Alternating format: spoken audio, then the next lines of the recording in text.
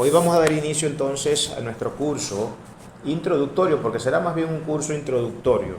No pretendo con este curso ahondar en grandes profundidades, sin embargo, tampoco dejar por fuera los puntos esenciales. Y vamos a estarnos dedicando precisamente a tratar los puntos esenciales del curso que hoy vamos a estar iniciando, que más o menos presumo yo debe estarnos tomando poco más de un año resolver todo este tema, porque son varias cosas que hay que tratar, ¿no? Vamos a comenzar el curso hoy de teología sistemática. La teología sistemática es esa parte de la teología, porque hay diferentes tipos de teología, ahorita vamos a ahondar un poco más en ese detalle, es la que trata de dar exposición a todas las doctrinas fundamentales de las Sagradas Escrituras.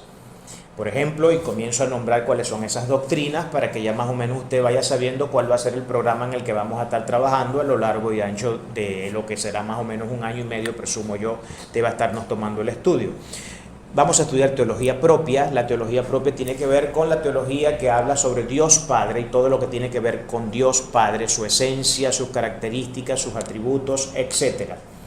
Vamos a hablar también de cristología, que es la doctrina que trata todo sobre la persona de Jesucristo. Y allí nos detendremos a ver ciertas cuestiones.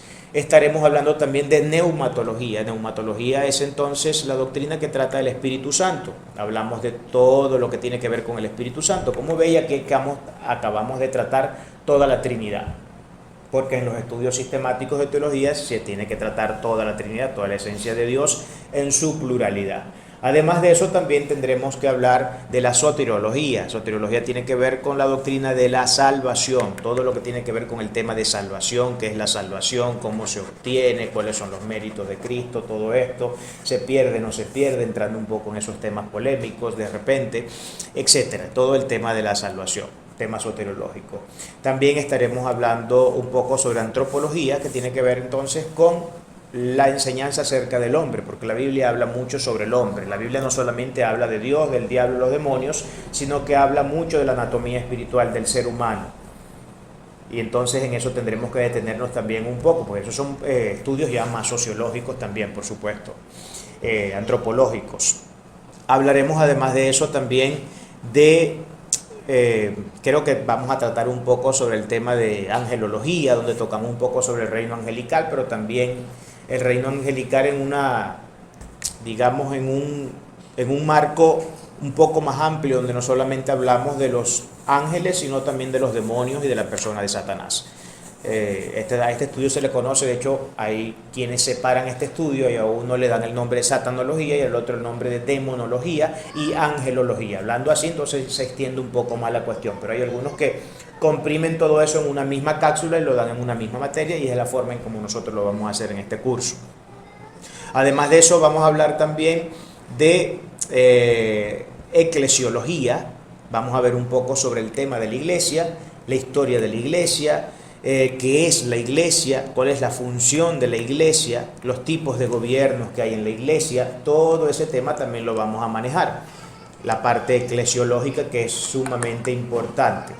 Además de la parte eclesiológica, estaríamos entonces culminando con la escatología, ¿ok? Escatología es lo que se trata entonces de todo lo que tiene que ver con los estudios acerca del fin. Veremos cuáles son las diferentes posiciones teológicas que hay respecto al tema de la escatología, que si milenarismo, milenarismo, posmilenarismo, el arrebatamiento, los hechos, todo lo que tiene que ver con los hechos finales. Vamos a hacer un escáner de todo lo que se dice acerca de eso. Cada quien tendrá su inclinación a los puntos que de allí se dediquen a expresarse, ¿no? Ya sabemos que el tema de la escatología es por excelencia la doctrina que suele tener más detractores y más divisiones dentro de los estudios teológicos, porque hay muchas posiciones distintas sobre el tema escatológico. Además, también tendría que añadir que otro de los temas que son sumamente polémicos en materia de doctrina tiene que ver con la soteriología, donde básicamente tenemos a dos grupos, unos que piensan que la salvación se pierde y otros que piensan que la salvación no se pierde. Por supuesto, tanto un grupo como el otro tiene sus razones que ellos consideran son bíblicas y son las que nosotros vamos también a estudiar un poco en este curso, ¿no? nos dedicaremos un poco a eso. Si hay algo que se me haya pasado, bueno, no importa, porque ya luego cuando entremos en materia, estaremos viendo un poco sobre eso.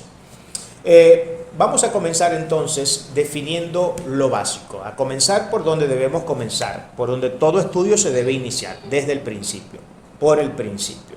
Como vamos a hablar de teología sistemática, y la teología sistemática trata todo este cúmulo de doctrinas esenciales que acabo de pronunciar, es lógico pensar que lo que debemos hacer desde el punto de vista metodológico para iniciar una clase de este tipo es primeramente dejar claro qué significa el término teología y luego ver qué significa la conjugación de la teología con este término sistemático, que es el que trae tantos problemas, y ya vamos a ver por qué cuando estemos avanzando en el estudio, ¿no?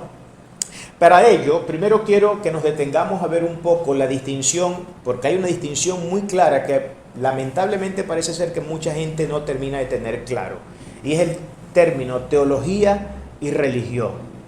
Hay una diferencia notable y clara entre estudiar teología y estudiar religión. Son dos cosas completamente distintas. Una cosa es religión, otra cosa es teología. La religión es un apartado, es un elemento que se estudia más a nivel sociológico y antropológico, más que teológico. Esto pudiera parecer extraño, pero realmente las disciplinas que se encargan de estudiar la parte religiosa es la sociología y la antropología. Por supuesto, nosotros tenemos dentro de nuestro curso, dentro de nuestro programa, contemplado hacer un tratado sobre antropología. Lógicamente, allí tendrá que tocarse algo de ese asunto. Pero la religión, puesto que es un elemento sociológico de la cultura y de los avances y elementos culturales de la humanidad, se estudia más a nivel de sociología y antropología que de la propia teología. Porque la teología se encarga de otros asuntos que no tienen que ver con exactamente el tema de la religión, aunque lógicamente siempre hay algo que se toca en el camino sobre ese tema, pero no está centrada en hacer exposiciones exhaustivas sobre el tema.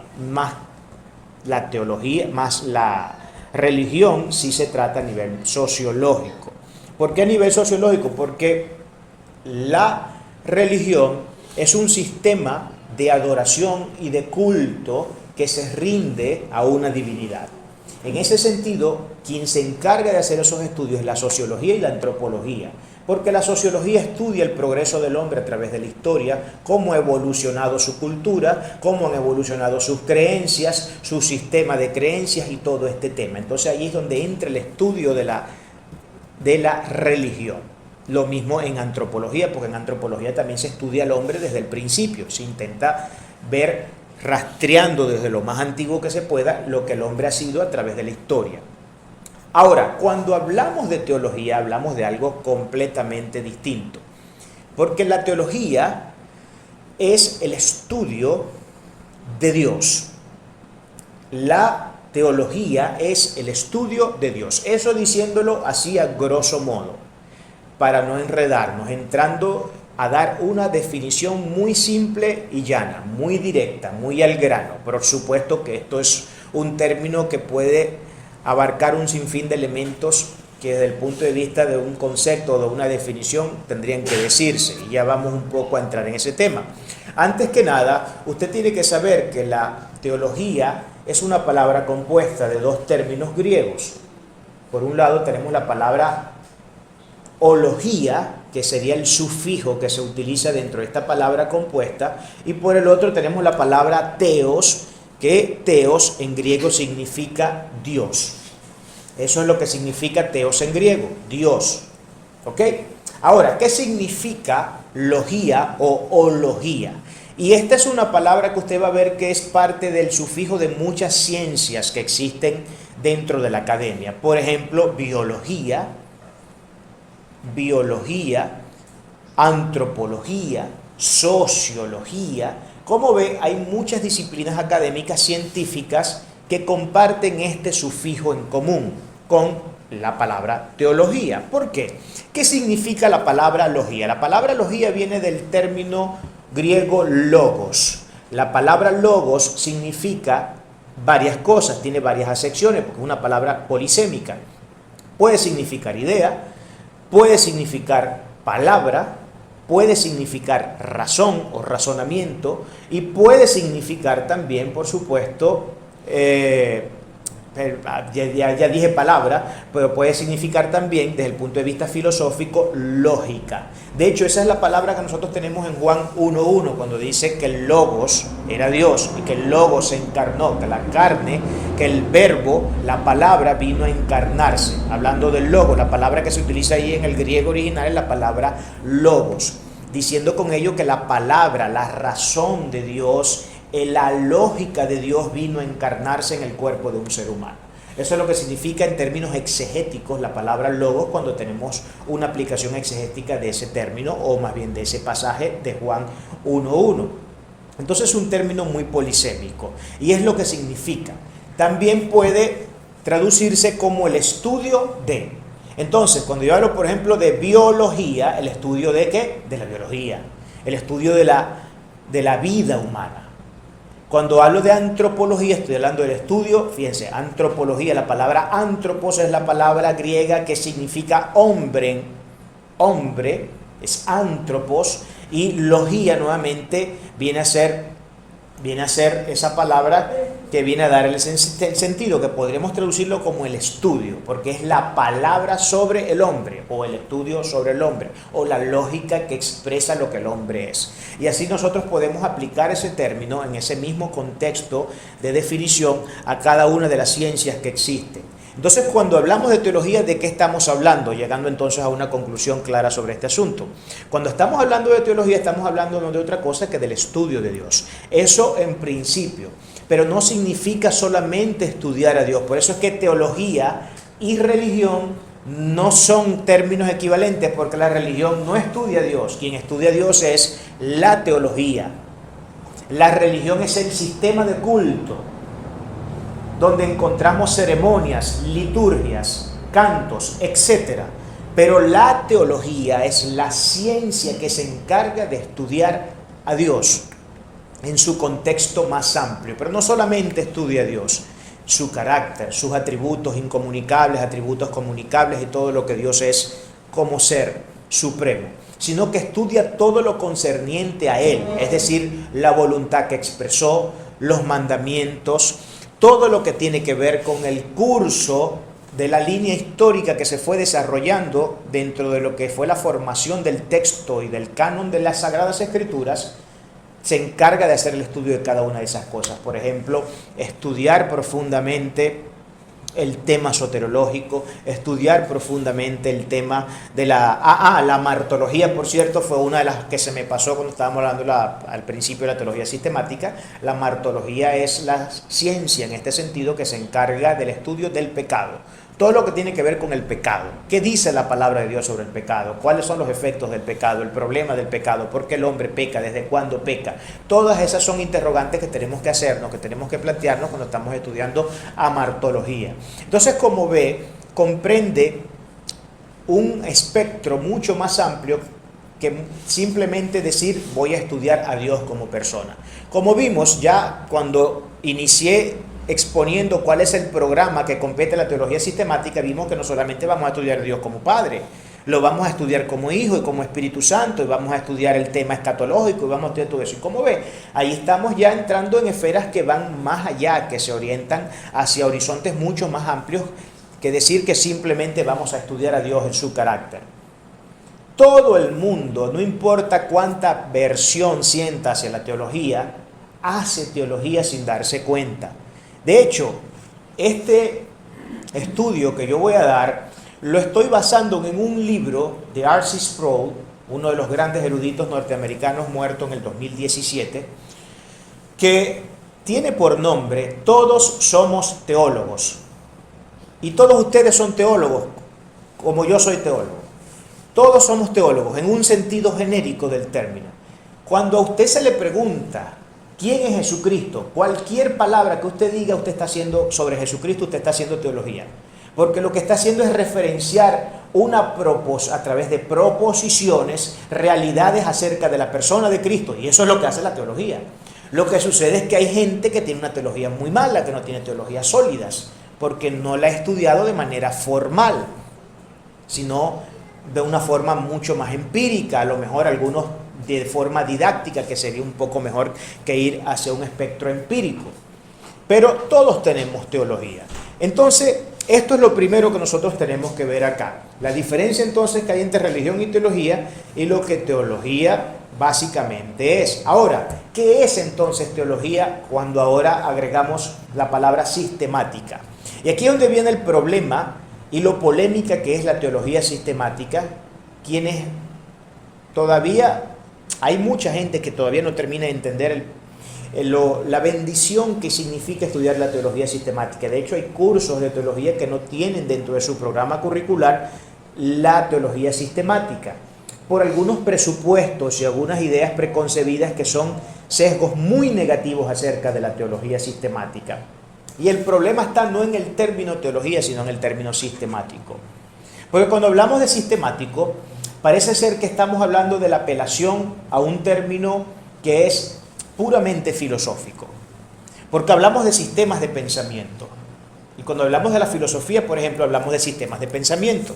Entonces, la creencia que comúnmente suele cocerse en la mente de las personas cuando se les dice teología sistemática es que lo que esta gente está pretendiendo hacer con ese estudio es forzar a la Biblia a entrar en un sistema preconcebido por una filosofía.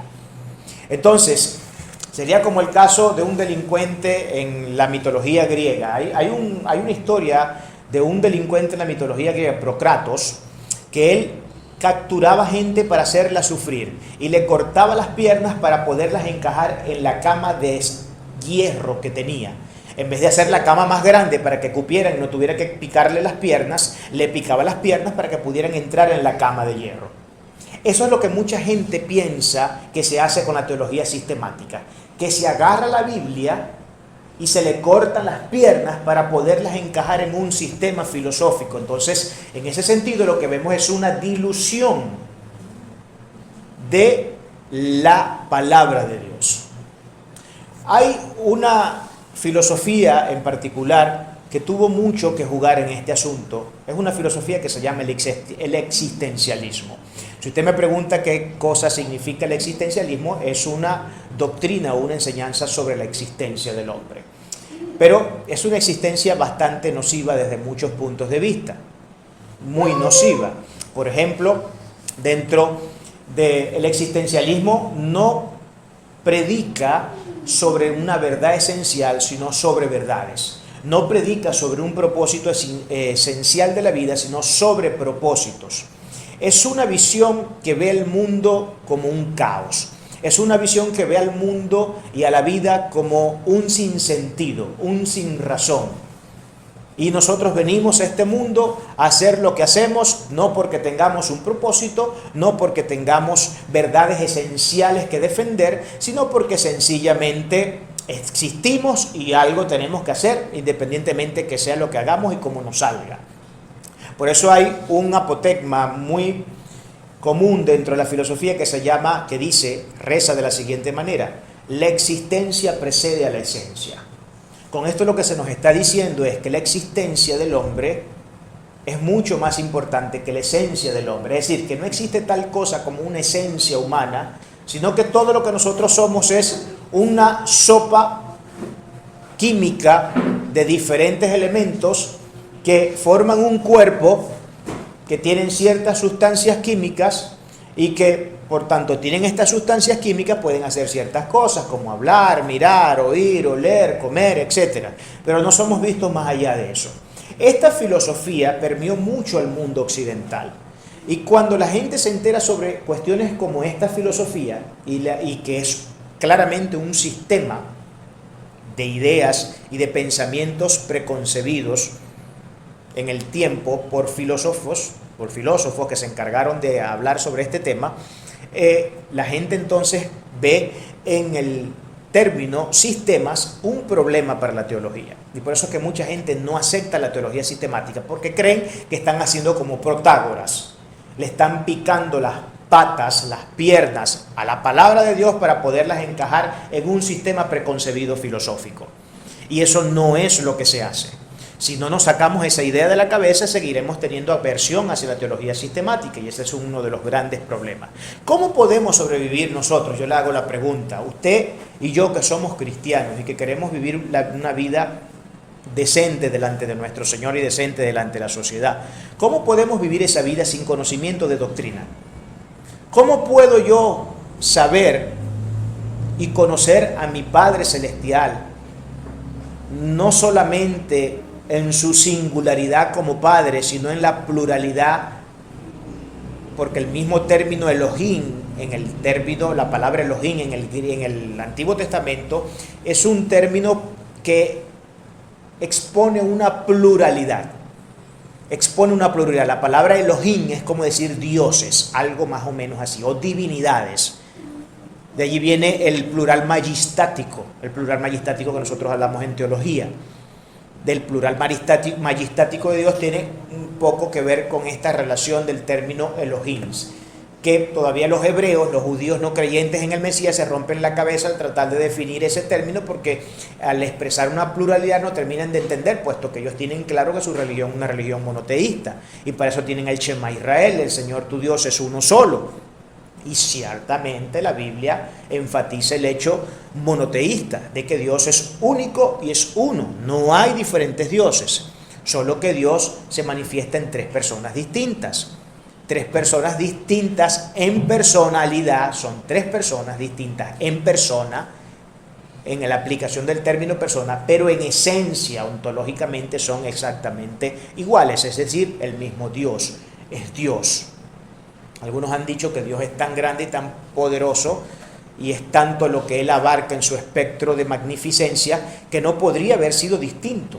Que Dios tenía que haber sido tres personas. Incluso algunos teólogos se preguntan, ¿y por qué 3 y no 10?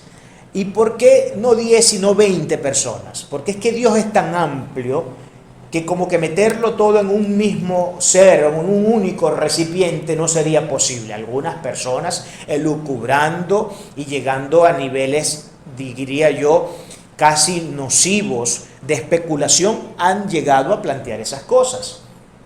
Por ejemplo, William Lane Craig, que es uno de los grandes eruditos y que se dedica mucho al tema de la filosofía, al tema más bien de la apologética, él dice, Dios tiene que necesariamente ser trino, porque antes de la existencia de las cosas que Él creó, antes de que el ser humano, el universo y todo lo que nosotros hoy podemos ver existiera, Dios tenía que expresar su amor.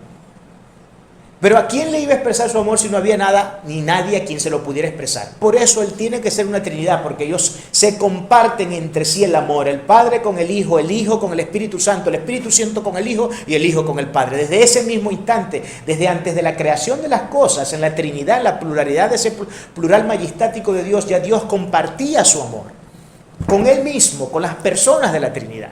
Eso dice William Lane Craig, y tiene mucho sentido decir eso. Tiene mucho sentido. Cuando uno lo razona, uno puede ver que el Dios de amor al que servimos aplica ese amor desde antes de la existencia. Y era un amor con propósito, era un amor vivo, era un amor con sustancia, era un amor con esencia, sigue siendo un amor con sustancia, con esencia y con propósito. Eso dice el filósofo erudito William Lane Craig acerca de este tema. Y son cosas que, ciertamente, algunos podrían estar o no de acuerdo con eso. No tenemos todos por qué estar de acuerdo con eso. Hay unos que están de acuerdo con eso. En lo particular, yo estoy de acuerdo con eso porque me parece que plantea un razonamiento que no es falaz y que no es descabellado. Ahora, que me vaya a volver yo un dogmático con eso es otro tema, ¿no? Otro tema es que nos convirtamos en unos dogmáticos o fanáticos sobre ese tema. Que eso nunca es conveniente hacerlo cuando uno está en la vida cristiana, salvo en algunos casos donde sí es necesario serlo. Yo tengo que ser dogmático en el tema de que Cristo es el Señor y el Salvador de la humanidad.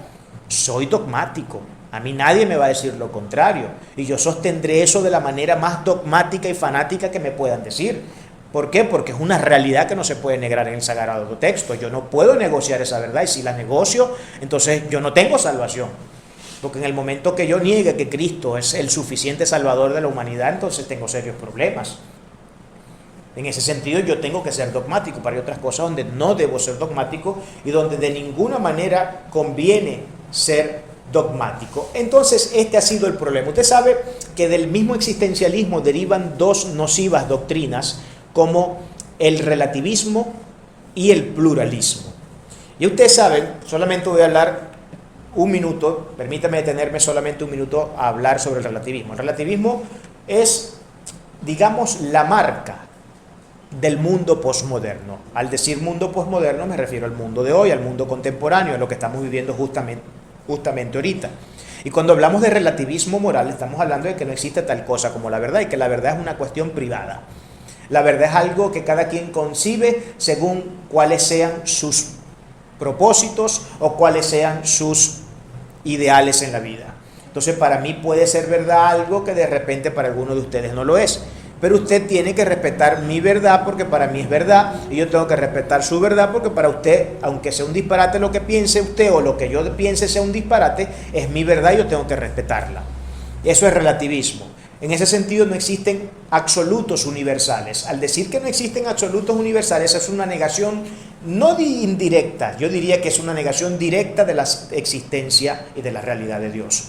Porque los absolutos morales existen. Los estándares morales absolutos y universales que aplican en todas partes del mundo existen y no los podemos. De hecho, hay incluso ateos que aceptan eso, que existe una objetividad en ciertos valores morales. Como por ejemplo, todos estamos de acuerdo en la humanidad que asesinar es malo. La gran mayoría, por lo menos la gente que tiene las tuercas bien ajustadas en la cabeza. No hablo ya de un enfermo mental, porque un enfermo mental, bueno, ya no se le puede pedir mucho. Es un enfermo, a fin de cuentas. No le funciona el cerebro como tiene que funcionarle.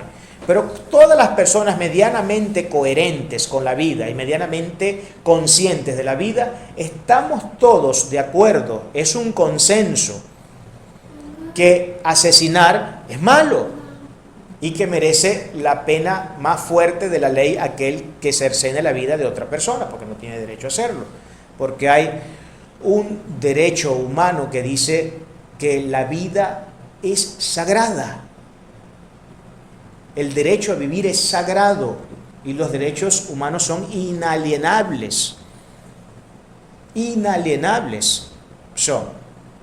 Entonces el relativismo es este problema. Por eso es que tenemos hoy filosofías, bueno, decir que filosofía sería un poco pretencioso hablar de semejante disparate, ¿no? Tenemos ideologías, como por ejemplo la ideología de género. La ideología de género, como podemos ver, es precisamente un sistema que se basa en la presuposición de que no existe tal cosa como una moral objetiva universal, sino que todo es relativo. Por eso que ellos se conciben como les da la gana y todo el mundo tiene que respetarlos, dicen. Ese es el problema entonces que nosotros tenemos sobre este asunto, lamentablemente. Vamos a ver acerca de algunas presuposiciones que contempla la teología sistemática. Hay 3 grandes o 4 grandes presuposiciones sobre la teología sistemática. Lo primero que nosotros decimos en teología sistemática es que Dios se ha revelado a través de sus propios medios. Si nosotros sabemos hoy algo de Dios, lo sabemos no porque en nuestros viajes al espacio hemos podido encontrar algunos vestigios acerca de Dios y luego hemos agarrado un cuaderno, hemos tomado ciertos datos, ciertos apuntes y de ahí hemos podido llegar a la conclusión de que existe un ser que tuvo que haber creado estas cosas. O porque algún filósofo por allá en la Edad Media o en la Edad Antigua comenzó a dilucidar haciéndose preguntas y preguntas, porque la filosofía es el arte de hacer preguntas y preguntas, más que dar respuesta, hace preguntas. Entonces comenzó a preguntarse cómo es que esto existe, cómo es que aquello existe, esto tuvo que haberlo creado algo, yo mismo que soy un carpintero y esta mesa que tengo enfrente de mí de madera existe porque yo la creé. Yo creo que el mismo concepto debería aplicar, la misma forma de razonar para la existencia propia de lo que llamamos el cosmos y todo lo que está dentro del cosmos. Cualquiera pudiera engañarse con esa idea, pero no, de Dios sabemos porque Él mismo decidió revelarse al hombre. Él fue quien se reveló. Además, la Biblia también es muy clara y explícita en decir que Él es el que busca al hombre. Nosotros nunca lo buscamos a Él. No tenemos la capacidad moral para buscar a Dios. Él es quien nos busca. Luego que nos hace regenerar en nuestro espíritu y pone su Espíritu Santo, bueno, ya allí la cosa cambia un poco. Tampoco es que mucho en el sentido de la búsqueda, porque todavía Dios tiene que seguir, no dando a veces palo para que lo busquemos. Pero Él es el que esencialmente siempre ha buscado al hombre.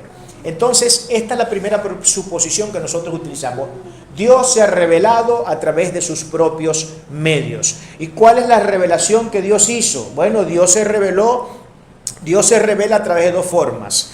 Voy a adelantarme en esto, voy a spoilear un poco porque hoy no me toca hablar sobre ese tema, pero simplemente lo voy a nombrar. Pero eso será materia para estudiar más adelante.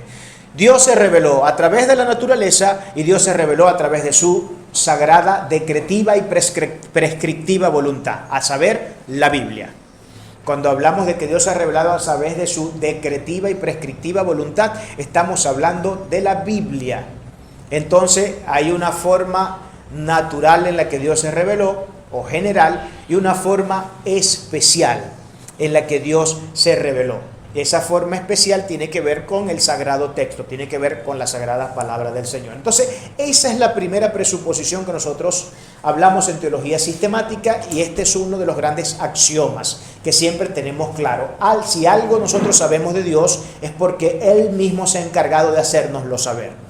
No porque nosotros, que hemos sido lo suficientemente inteligentes, hemos llegado a nuestras presuposiciones a través de construcciones sistemáticas de teologías o filosofías o etcétera.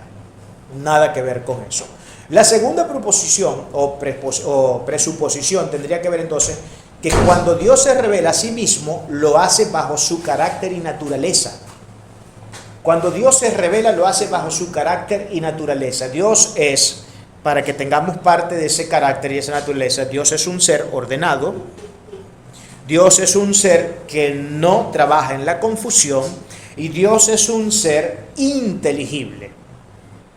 Inteligible. La palabra inteligible significa que podemos entenderlo, porque Él nos habla en nuestro idioma. Nosotros podemos entender la Biblia porque está escrita en un idioma que el ser humano puede entender. Imagínense si Dios se hubiese revelado a través de lenguas angélicas. ¿Quién hubiera podido detectar el mensaje que estaba queriendo decir? Imposible. Ni los pentecostales. Ni los pentecostales, que presumen tanto del don de las lenguas. Ni ellos mismos hubieran podido entender lo que Dios estaba tratando de decir, a no ser que Dios hubiera puesto en ellos la capacidad, o en nosotros, o en cualquiera, porque eso no es una cuestión solo de ellos, de poder interpretar esas lenguas. Pero no, Dios lo hizo a través de una lengua inteligible, además una lengua coherente, consistente y ordenada, que no se presta a confusión. No se presta a confusión. Y aquí estas palabras usted puede hacerle medio ruido y podrá comenzar a buscar en los registros de su mente. ¿Cómo que no se presta a confusión? ¿Y por qué hay tantas teologías distintas? ¿Y por qué hay tanta gente diciendo cosas distintas del mismo punto? Unos creen que la salvación se pierde, otros que no se pierden. Unos creen en el mileniarismo, otros creen en el mileniarismo, otros creen en el post. Unos dicen que Cristo viene antes, en el medio, después. ¿Pero cómo es esto entonces? No, pero es que ya va.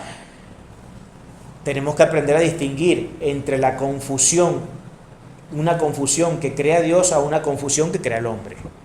El problema es que aquí quiero tomar una palabra de una película que no es necesariamente cristiana. Yo no sé, esa película yo he tenido la labor de investigar a qué religión exactamente predica, porque cristiana lógicamente no es, y si es cristiana, bueno, es un cristianismo nada ortodoxo, tendría que decir que es totalmente heterodoxo. Hay una película que se llama Conversaciones con Dios.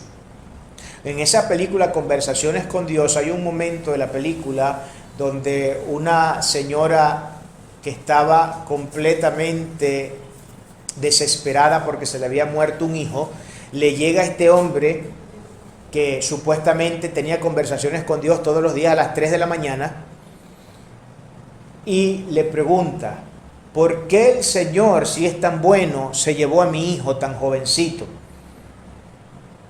Le pregunta. Esa fue la pregunta que él le lanzó. Él no tuvo que responderle. A fin de cuentas, sacó un doble blanco, intentó ahí decir unas cosas, pero lo cierto es que al final de la película, o en una de las partes de la película, hubo un argumento muy interesante, que creo que es una de las pocas cosas que se puede rescatar de esa película. más allá de lo emotiva que puede ser en algunos aspectos que muestran ciertas realidades que no podemos negar, pero hay una parte importante en esa película que dice, donde él dice, Dios nos habla, pero nosotros no le hemos entendido. Y allí es donde la confusión se crea. Pero la confusión se crea ¿dónde? ¿Quién la crea? La mente humana. No es Dios. Dios ha hablado, pero nosotros no le hemos entendido. Eso dice él. En una respuesta que le da a una pregunta. A alguien que le había hecho una pregunta, creo que estaba en ese momento en un auditorio respondiendo preguntas de varias personas. Es que no le hemos entendido. Y esa es la cruda y pura realidad. Cuando nosotros vemos todo este cúmulo de variaciones sobre los mismos puntos estudiados sobre temas bíblicos y tenemos a 100.000 personas diciendo 100.000 cosas distintas, el problema es que no le hemos entendido. Lo que está sucediendo ahí es que no hemos entendido a Dios. Pero no lo hemos entendido ¿por qué? Porque Él es ininteligible. No, hemos dicho que una de las presuposiciones de la teología sistemática es que Dios es inteligible. El problema subyace en el asunto de que hay varias cosas que impiden que nosotros podamos entender a Dios. Yo creo que una de las primeras, si me permite decir esto, es nuestro pecado. A cuanto más pecadores seamos nosotros, menos posibilidades tenemos de entender a un Dios que es santo. Porque la palabra dice que sin santidad nadie puede ver a Dios. Y si usted quiere traspolar la significancia de ese término a esto que acabo de decir, es perfectamente traspolable. Sin santidad nadie puede ver a Dios. ¿Qué significa la palabra santidad? Estar apartado, además tener una moral intachable. Si nosotros somos pecadores a diestra y siniestra, lo que menos estamos es cumpliendo con esas dos condiciones. Al no cumplir con esas dos condiciones, estamos en la imposibilidad de poder ver el rostro de Dios. En este sentido, ver el rostro de Dios significa poderle entender, poderlo captar en su pura y racional imagen y no crear mi propia imagen sobre él. Hay una canción de René González que dice, ¿cómo voy a hacer una imagen de ti? Si no te conozco, no te he visto. Además, toda la madera del mundo no me alcanzaría para hacerte una estatua. Todas las rocas del mundo no me alcanzaría para erigir una imagen sobre ti. Todos los recursos que puedas recoger de este planeta, de este mundo, serían insuficientes en caso de que llegara a tener una imagen de ti clara y objetiva en mi mente para crearla. Porque no estarían los recursos suficientes dentro de nuestro planeta para poder hacer una imagen de ti. Eso dice la canción de René González, que por cierto es una canción muy hermosa y bastante bíblica, ¿no? Tremenda, ministra muchísimo. Y esta es la realidad de este asunto. Entonces Dios se revela bajo esos parámetros, bajo esa cuestión. El tercer presupuesto que tenemos que ver es que la revelación de Dios en la Biblia manifiesta las cualidades antes dichas. Todo lo que nosotros podemos ver en la Biblia acerca de lo que ha sido la revelación de Dios a través de la historia manifiesta todas esas cualidades de Dios. Podemos ver a un Dios de orden, podemos ver a un Dios que trabaja no en la confusión, a un Dios que habló de forma inteligible a sus siervos, a sus profetas, a sus apóstoles para que le pudieran entender y pudieran escribir incluso libros, cartas que hoy estarían bendiciendo la vida de millones de seres humanos como nos hacen con nosotros.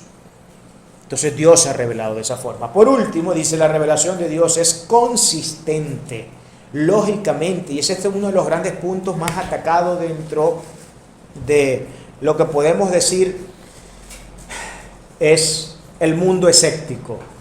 El mundo escéptico e incluso teólogos liberales atacan la consistencia del Sagrado Texto. Atacan mucho esa consistencia y más adelante vamos a tener que hablar un poquito acerca de eso, de la consistencia de Dios. Entrando ahora en el punto del alcance y el propósito de la teología, en este caso la teología sistemática, tenemos que decir, si queremos definir con una palabra también qué es la teología en un carácter ya más tendido hacia dar una representación de lo que más o menos la teología es, y en este punto es donde mucha gente se escandaliza cuando nosotros decimos, por ejemplo, cuando nosotros decimos que la teología es, y es exactamente esto lo que voy a decir, es una ciencia, y mucha gente que se escandaliza. Pues dice, ¿cómo que la teología es una ciencia? Pero es que si existe un abismo entre teología y ciencia, existe un abismo, algunos dirían no entre teología y ciencia, sino entre religión y ciencia, equiparando incluso la religión con la teología. Ya vimos que la religión y la teología son dos cosas distintas, son dos cosas completamente diferentes. Religión es una cosa, teología es otra. Entonces ahí dice que la gente que hay un gran abismo entre la teología y la ciencia, o que hay un gran abismo entre la religión y la ciencia. Ahora, lo que debemos entender nosotros acá es el término ciencia. La palabra ciencia viene de un término griego, es sign, algo así, se pronuncia muy parecido a cómo se pronuncia el término en inglés. Pero esa palabra, su expresión tiene que ver, en principio, simplemente y de forma muy esencial, con conocimiento, con la exposición de un conocimiento. Entonces, cuando yo digo ciencia, estoy hablando de conocimiento. Por eso es que yo puedo hablar de la teología como una ciencia, porque la teología es una especie y un tipo de conocimiento que se enseña acerca de la persona de Dios. ¿Y por qué ese conocimiento es válido? Ese conocimiento es válido por una de las presuposiciones que acabamos de tocar ahorita. Porque Dios mismo se reveló y Él mismo hizo que nosotros pudiéramos saber algo sobre Él. Por eso la teología es una ciencia en el sentido genérico de conocimiento, no en el sentido de tradicional y convencional de ciencia que nosotros entendemos. Porque si vamos al sentido convencional y tradicional de ciencia, entonces sí, la teología no es una ciencia en ese sentido, porque la teología no tiene laboratorios para experimentar, para hacer pruebas empíricas, y la teología tampoco tiene la teología tampoco tiene partes empíricas, elementos empíricos en el sentido de comprobar ciertas cosas. A Dios no se puede meter en un laboratorio para comprobar si existe o no. Para yo poder comprobar que algo es científico, necesito entrar en un laboratorio controlado, con ciertas consideraciones, con ciertos formatos, para poder determinar si alguna tesis, alguna teoría se convierte en científica o no, a través de un proceso de repetición. Un proceso de repetición que me permitirá decir o llegar a la conclusión de si algo está científicamente comprobado o no está científicamente comprobado, y sigue quedando como una teoría, como por ejemplo la teoría de las especies de Charles Darwin, que como el mismo libro dice es la teoría de las especies, no dice es la ciencia de las especies, de la vida, no es la ciencia del inicio de la vida, porque eso nunca ha sido científico, sigue siendo una teoría sobre la cual se especula y se especula y se especula, pero ya hoy la comunidad científica cada vez presta menos atención al tema de lo que Darwin dijo en la teoría de las especies. Cada vez presta menos atención a ese tema. Entonces, la teología es una ciencia en el sentido genérico de que es una forma de conocimiento que es válida, puesto que ese conocimiento ha sido revelado a través del Dios Todopoderoso. Y sabemos de Él lo que sabemos, no porque hemos en nuestras elucubraciones llegado a nuestras propias conclusiones, sino porque Él mismo ha decidido revelarse. Y como Él mismo decidió revelarse, lo que de Él sabemos, lo sabemos porque Él mismo lo dijo. Entonces hay conocimiento verosímil, hay conocimiento legítimo en ese sentido. ¿Okay? Por eso entonces nosotros hablamos de que la teología es una ciencia. Ahora, ¿cuáles son las fuentes de la teología sistemática?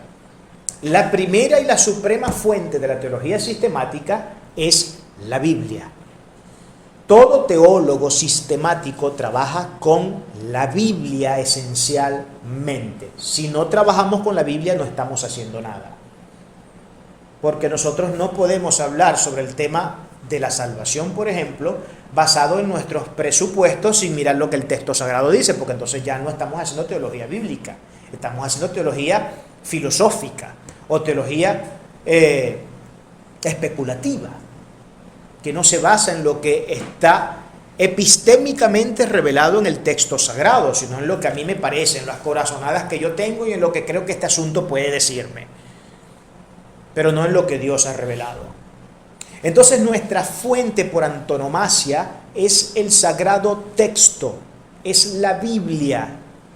Esa es nuestra fuente por antonomasia. Pero además de la Biblia tenemos otras fuentes. Ustedes saben que existen diferentes tipos de teología, ¿no? No voy a nombrar todos los tipos de teología que existen, voy a nombrar solo los que sirven a la ciencia de la teología sistemática para que pueda el teólogo sistemático hacer teología sistemática. Para que el teólogo sistemático pueda hacer teología sistemática, necesita ¿qué?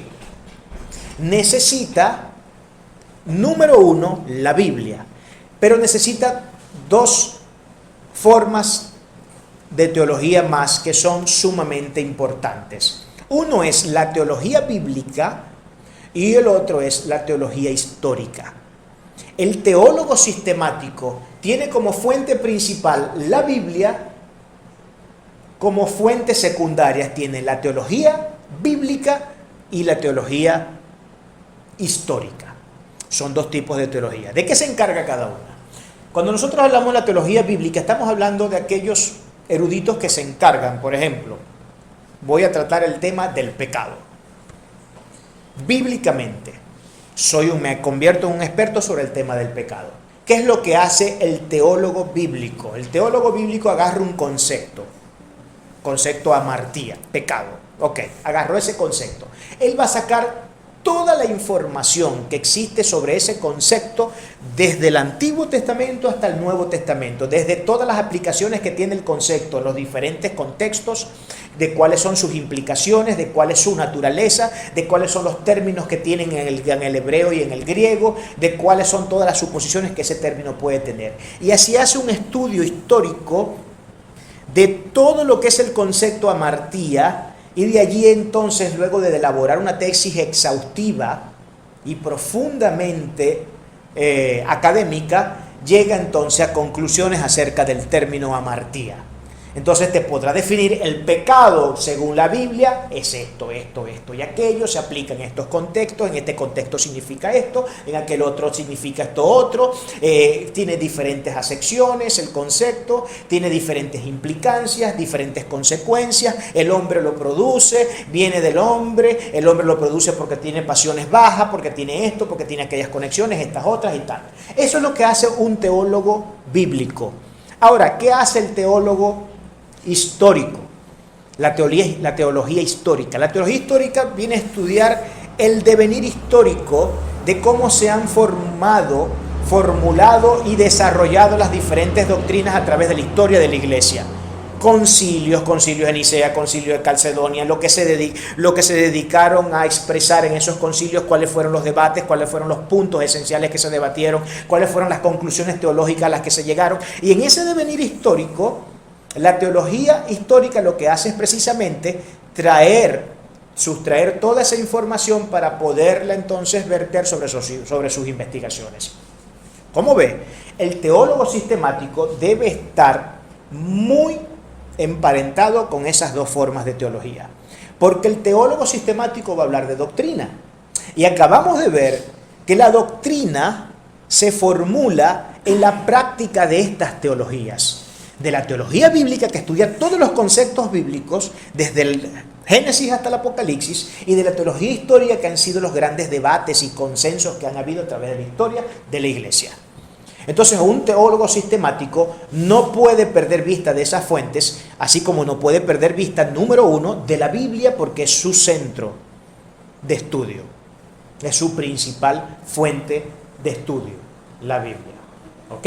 Esas son entonces las fuentes de la teología sistemática. Por último, para terminar entonces y cerrar nuestra clase de hoy, hablemos un poquito del valor de la teología. ¿Ok? Hablemos un poquito acerca del valor de la teología. Aunque antes de entrar en el tema del valor de la teología, hay un punto que se me pasó cuando estábamos hablando de que la teología es una ciencia. Ustedes saben que nosotros tenemos grandes problemas con el tema de la teología hoy, ¿no? Tenemos grandes problemas porque, a saber la cantidad de personas que sale cada día diciendo la cantidad de disparates que quiere decir, ¿no? Y eso se debe a que no hay, bueno, número uno, se debe al pernicioso y malicioso corazón del hombre, que no le importa en realidad nada de las cosas que tienen que ver con Dios y no está más interesado en otra cosa que simplemente en sus intereses personales. Y por otro lado también se debe mucho a la ignorancia que a veces hay mucho en el pueblo del Señor. Ya yo les he dicho a ustedes en varias ocasiones cuáles son las cifras que a nivel estadístico se manejan acerca de lo que es el pueblo de Dios en relación al contacto que tiene con el Sagrado Texto. Las estadísticas dicen que solamente el 5% del pueblo evangélico lee la Biblia. Solamente el 5% lee la Biblia. Y de ese 5%, el 1% la estudia. A saber entonces por qué salen tantos disparates por ahí. O sea, quien ya con esto no tenga una respuesta más que clara de por qué hay tanto disparatero de oficio, bueno, no sé qué otra cosa podría explicar el hecho. El pecado por un lado, el no querer ceder la voluntad al Señor, y por el otro lado el inmenso nivel de ignorancia que tenemos. Eso es lo que hace que haya tanta divergencia, tantas distinciones y tantas cosas que dice uno y que dice otro, y que cada día surjan más teorías y doctrinas locas y cantidades de sectas y de cuestiones raras. Pero lo que quiero ir, para que antes de entrar al tema del valor de la Biblia, o del valor más bien de la teología, que con esto estaríamos ya entonces cerrando, es que ustedes saben que en la ciencia tiene la característica de ser falseable. Con falseable los científicos se refieren a que la ciencia, hay teorías que se convierten en especie de estatuas de museo, que caducan. Si usted lee un libro de física de los años 30 y lo compara con un libro de física de hoy, va a ver como muchos de los conceptos de la física que se creían en los años 30 ya no aplica en lo absoluto para la física de hoy. ¿Por qué? Porque se han falseado esos conceptos. Una cosa fue lo que dijo Newton.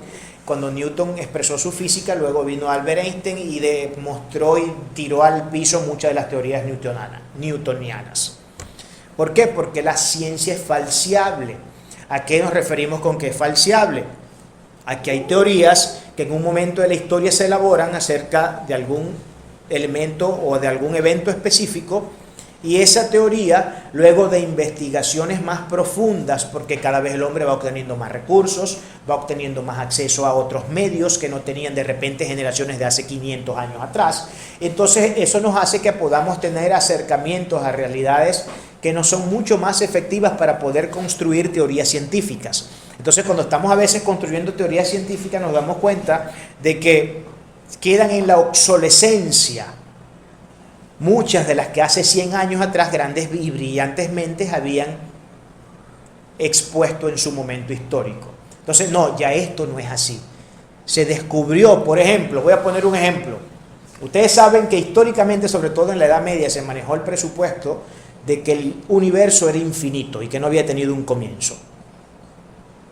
Los físicos, astrónomos y cosmólogos de hoy, pocos, muy pocos, salvo los viejos rancios que no quieren dar el brazo a torcer, porque siempre hay gente dogmática. El dogmatismo no solamente existe en la religión, usted tiene que saber que el dogmatismo y el fanatismo existen en todas las formas de pensar, en todos los formatos de pensamiento, en todas las formas de hacer ideas, en todos. Hay gente fanática en el deporte, hay gente fanática con las computadoras, hay gente fanática con los vicios de caballo, con la cuestión. Eso existe en todas partes, no existe solamente en la religión. En todas partes existe el dogmatismo y existe existe también el fanatismo. ¿Ok? Entonces hay muchos teólogos digo yo, científicos que son muy dogmáticos. Pero ya pocos cosmólogos, pocos astrónomos y pocos físicos hoy siguen sosteniendo la tesis de que el universo no tuvo un comienzo y de que es infinito. La gran mayoría, el consenso científico de hoy es que el universo ya se demostró que tuvo un principio y que tampoco es infinito.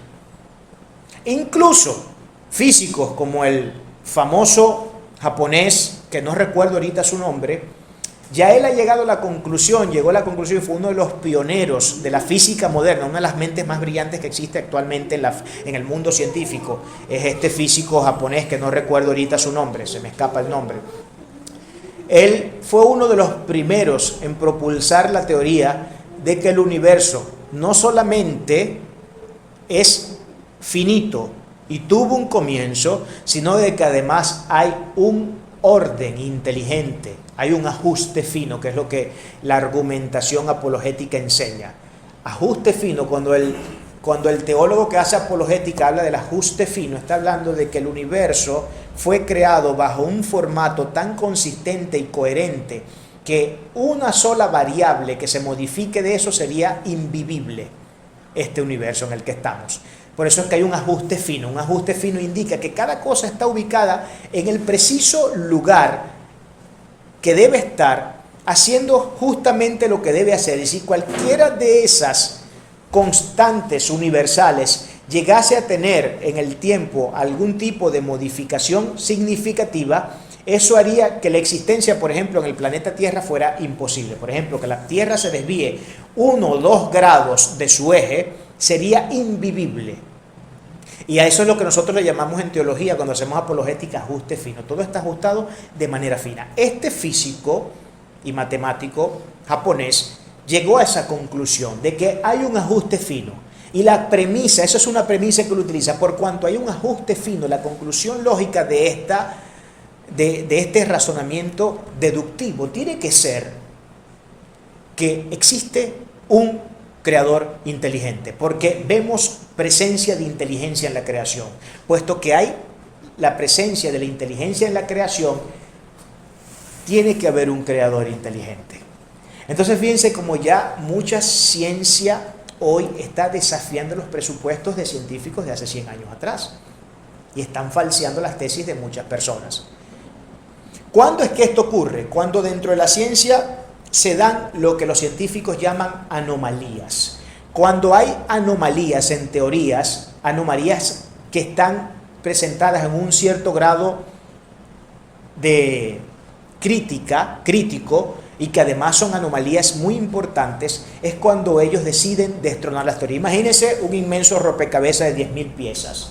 Si a ese rompecabezas de 10.000 piezas, una de esas piezas presenta una anomalía que no me permite armar el rompecabezas completo, no hay problema. Por una anomalía que se consiga en una teoría científica, no se va a tirar a la tierra la teoría. Pero si resulta que ese conjunto de piezas que arman mi rompecabezas no se encuentra una pieza anómala, sino 1.000 piezas de las 10.000, ya ahí entonces el científico se ve en la obligación de desechar esa teoría y comenzar a construir un modelo nuevo desde el principio, desde cero. Y ahí es donde la ciencia se hace falseable. ¿Por qué? Porque la cultura y la ciencia va avanzando en el tiempo y en lo que vamos avanzando vamos descubriendo nuevas cosas. Los científicos hace 100 años atrás no tenían los recursos que hoy teníamos nosotros para poder investigar cosas sobre la Luna, sobre la Tierra, sobre otras cuestiones. No podían avanzar a las profundidades que hoy pueden avanzar los científicos de hoy, por ejemplo, en el océano. Algunos dicen que tiene 10.000 metros de profundidad, que son 11 kilómetros. Unos dicen que son mucho más de 11 kilómetros de profundidad. ¿Qué decían los científicos hace 100 años? No he estudiado eso, pero me imagino que creerían que el mar tendría, no sé, 400 metros de profundidad. Porque a lo sumo quizás habrían nada más podido explorar hasta esas profundidades y creerían que hasta ahí llegaba la cuestión. Pero hoy es distinto, hoy tenemos otros recursos. Pero con la teología no debe pasar eso, porque nuestro libro de texto de estudio es el mismo para todos. ¿Estamos viendo? Es el mismo para todos. El libro que yo estudio para hacer exégesis es el mismo que cualquiera de ustedes estudia para hacer exégesis. Y es el mismo que cualquier otro teólogo estudia para hacer exégesis. Todos estamos basados en la misma información, mientras que los científicos no todo el tiempo están basados en los mismos datos empíricos, porque se descubren nuevos datos. Pero nosotros tenemos la gloriosa bendición de que trabajamos sobre un texto que tiene la misma información para todos. La única pequeña diferencia que podemos encontrar, si acaso, es que en lo que vamos evolucionando en el tiempo y en lo que se van escondiendo o desenterrando nuevos manuscritos, podemos de repente tener un mejor entendimiento de tal palabra griega o de tal palabra hebrea. Eso nos permite hacer de repente una exégesis un poquito más profunda. Pero hasta allí. Pero el libro de texto en el que nos centramos, donde tenemos toda la data de la cual nosotros sustraemos la información que nos permite construir doctrinas y teologías, es exactamente el mismo. ¿Por qué entonces siguen existiendo tantas variantes y distinciones entre nosotros? Por los problemas que le dije al principio. por los problemas que le dije al principio. Terminamos entonces con el valor de la teología. ¿Cuál es el valor de la teología? Usted sabe que la gran mayoría de la gente hoy tiene una aversión profunda hacia la teología. ¿Sabe por qué? Yo le voy a explicar porque usted sabe que a principios del siglo XX, la iglesia, puesto que habían tantas corrientes filosóficas empujando a la iglesia y a la religión a hacer exactamente lo que ellos querían que hicieran. Por ejemplo, movimientos muy importantes del siglo antepasado, siglo XVIII, siglo XVII, movimiento de ilustración, movimiento del positivismo. Movimientos que exaltaban a la diosa razón, que decían que ya nosotros no necesitamos tal cosa como la religión para darle explicación a las cosas de la vida, porque todo se explica a nivel científico.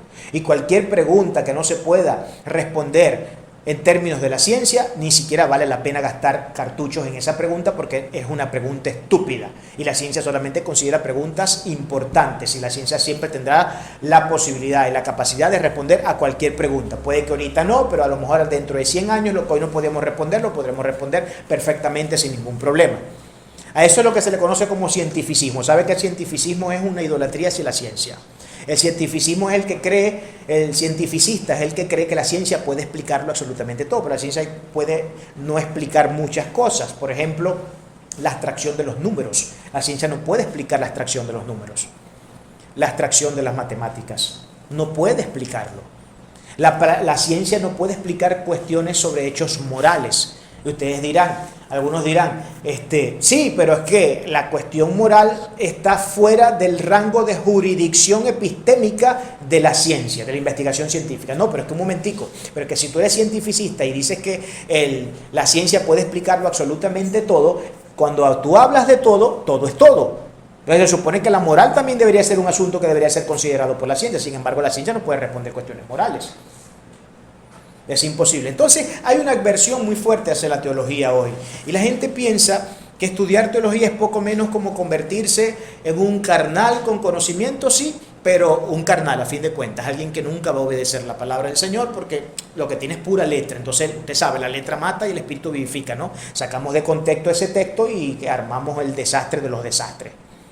Cuando la palabra es clara en el contexto al decir de la letra mata y el espíritu vivifica, lo que dice es que la letra, hablando de la letra en ese sentido, se refiere a la ley del antiguo mandamiento, a la ley del Antiguo Testamento. La letra mata es la ley mataba, la ley condenaba, la ley maldecía al que la incumplía. Mientras que el espíritu vivifica, hablando ya de lo que los dispensacionalistas dirían la dispensación de la gracia. En los tiempos de la dispensación de la gracia, estamos bajo la gracia, bajo el espíritu vivificador del mismo Dios Todopoderoso encarnado en la persona de Jesucristo. Son dos cosas distintas, pero la gente agarra la cuestión por el tema de que la letra mata, o sea, tú no puedes estudiar, o sea, todo lo que salga entre de letras en la cabeza, hermano, usted está carnalizado. Bueno, pero entonces tenemos serio problema, porque si eso es así, entonces ¿para qué estudiamos la Biblia? La Biblia es letra. Entonces agarre su Nuevo Testamento también e incéndielo, porque en el Nuevo Testamento está lleno de filosofía y de ciencia y de teología. Incéndielo, porque eso es letra. Incendiemos la Biblia entonces y quedémonos con las dos tapas. Estos presupuestos vienen, y estos sesgos negativos vienen porque la iglesia decidió al principio del siglo XX, finales del XIX, si mal no recuerdo, entre finales del XIX y el principio del siglo XX, decidió dejar la academia. Y le dejó la academia al secularismo. Entonces, ¿qué es lo que sucede? Que se comenzaron a crear una serie de ideas en torno a la cuestión del estudio. Puesto que la iglesia se había desvinculado de la academia, comenzó a pensar que todo lo que tuviera que ver con academia era poco menos que la cosa más carnal que se pudiera imaginar uno. Esa fue la idea que se integró en la mente de la gente. Entonces tenemos una iglesia que se divorcia de la academia cuando los grandes reformadores como Martín Lutero, Calvino, Zwinglio, etcétera, eran eruditos. Jonathan Edwards, eruditos, gente impresionantemente brillante con estudios, pero esos hombres podíamos sentarnos a escucharlos hablar por un siglo y no terminaban de decir lo que tenían en la cabeza. Y ellos fueron los padres fundadores de la Reforma Protestante. Fueron hombres llenos del Espíritu de Dios, pero también llenos de ciencia, llenos de inteligencia, llenos de todo tipo de sabiduría. Sin embargo, hoy queremos hacer teología, hoy queremos hacer Biblia, hoy queremos hacer vida religiosa, hoy queremos hacer vida de sentido completamente aislados del conocimiento de la palabra de Dios y de los conocimientos generales. El valor entonces, y eso es lo que le decía al principio, y con esto terminamos. La gente dice, yo odio la teología y no quiero nada con la teología. Pero entonces, como les decía al principio, cuando usted le pregunta a un evangélico que dice eso, mire, ¿qué tiene usted que decirme? ¿Quién es Jesús? Cuando usted le hacen la pregunta, ¿quién es Jesús? O ¿quién es el Espíritu Santo? Cualquier cosa que usted diga al respecto está haciendo teología y usted no lo sabe. ¿Por qué está haciendo teología? Porque usted va a trabajar con un elemento proposicional. Una proposición en lógica es algo que puede ser falso o verdadero. Es una sentencia que puede ser falsa o verdadera. Yo digo, este teléfono es negro y usted puede bien sea negar lo que yo estoy diciendo o puede afirmarlo según la realidad objetiva que usted está percibiendo. ¿Cuál es lo que la realidad objetiva según los sentidos usted percibe? Que el teléfono realmente es negro. Entonces esta proposición es cierta. Ahora, si el teléfono no es negro, es blanco, y yo le estoy diciendo que en proposición que el teléfono es negro, pero usted ve que es blanco, usted dirá entonces que mi proposición en ese sentido es que falsa, porque no se corresponde con la realidad estudiada del objeto en cuestión. Cuando yo digo que Cristo, el que me pregunta, ¿quién es Jesucristo? Jesucristo es el Salvador de la humanidad, eso es teología. Usted me dirá, eso no es teología, eso lo dice la Biblia. La Biblia es teología. La Biblia, nuevamente, es la revelación ordenada, coherente y consistente de Dios en su carácter a través de una voluntad expresa en tinta. Eso es teología. En ese sentido, del estudio y la revelación. Entonces, cualquier cosa que yo diga del Señor, estoy haciendo teología. El problema, como dice R.C. Sproul, y con esto termino, es que hay gente que tiene una muy mala teología. Los que dicen no tener teología y no querer nada con la teología, no es que no tengan teología, tienen teología, porque lo que le están enseñando sus pastores viene de elementos teológicos. Cuando un pastor dice, por ejemplo, aunque no sea teólogo y no quiera nada con la teología y diga que la teología es del diablo, pero cuando un pastor dice, por ejemplo, escúcheme, yo creo aquí y mi doctrina es que yo creo que la salvación se pierde. Está haciendo teología. ¿Y sabe qué teología está haciendo? La de Arminio. Es un arminianista y no lo sabe. Pero aunque no lo sepa, está haciendo teología al decir que él cree que la salvación se pierde. Pero es que si dice lo contrario, estamos justamente en el mismo escenario. Si dice lo contrario, dice, no, yo creo y mi iglesia cree, y es lo que yo enseño acá, que la salvación no se pierde, está haciendo teología. Porque ¿quién dijo eso? ¿Y dónde se suscribe la idea de la salvación no se pierde? En la soteriología calvinista. Y cuando entramos en el estudio del Tulip, de los 5 puntos del calvinismo, nos damos cuenta de que allí hay una expresión clara y sistemática, bien ordenada y consistente de la realidad soteriológica, que se llega a la conclusión de que la salvación no se pierde. Por tanto, cualquier pastor que sostenga una u otra doctrina, aunque no tenga estudios teológicos y no quiera nada con la teología y odie la teología, no sabe que lo que expresa es elemento puro y vivo teológico, aunque no lo sabe. Si lo supiera, creo que dejaría de predicar porque no quieren nada con la teología. Y bueno, eso es lo que podemos decir por el día de hoy. Para la semana que viene, más adelante, continuamos entonces.